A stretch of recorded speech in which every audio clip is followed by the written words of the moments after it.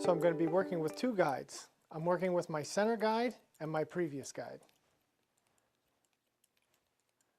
Always keep the comb parallel to the floor when you're on the top section. Okay, and I'm going to take one more section.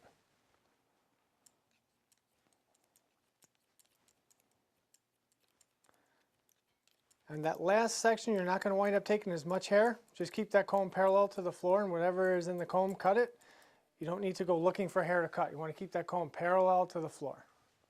Now we're going to come across and we're going to do the right hand side. And it's okay to turn your client's head a little bit towards you without reaching all the way across. Locate your center guide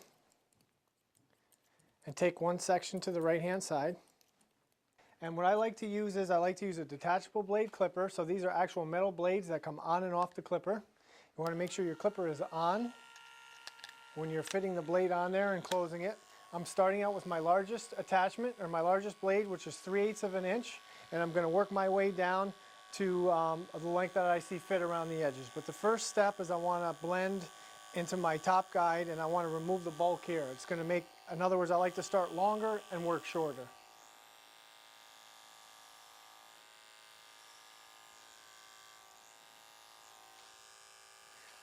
So when I get to the round of the head section, which basically is the parietal ridge, the parietal area, I let the parietal area push the teeth of the blade away, and I take an imaginary line straight up in the air, and that avoids a heavy weight line that we have to blend out.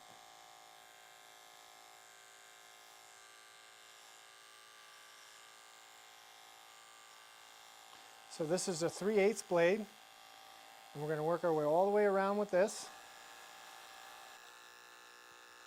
And that's what it should look like all in real speed. And then we're going to finish this portion of the fade with our 1.5.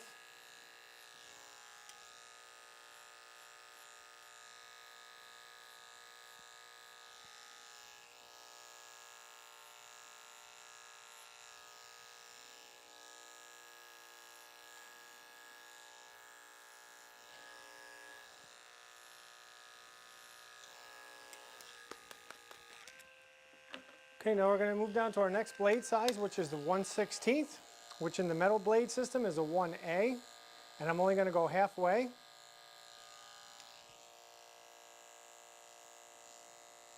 And I'm going to use the scooping motion when I get halfway to the top. And this is going to give us a nice fading effect.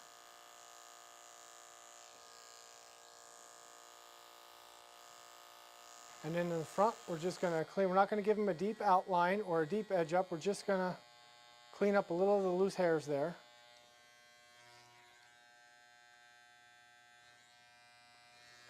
Going to pull the ear down. Clipper's very sharp, so I like to get the hair in this direction instead of taking the clipper and pressing down. If you're using especially this particular trimmer, it's the sharpest one.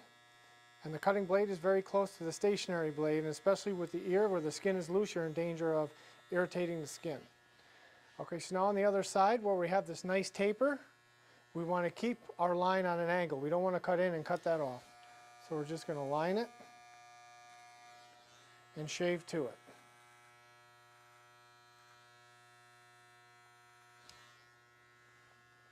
Okay, and then as we work our way around, we're going to do the same thing on the back of the neck.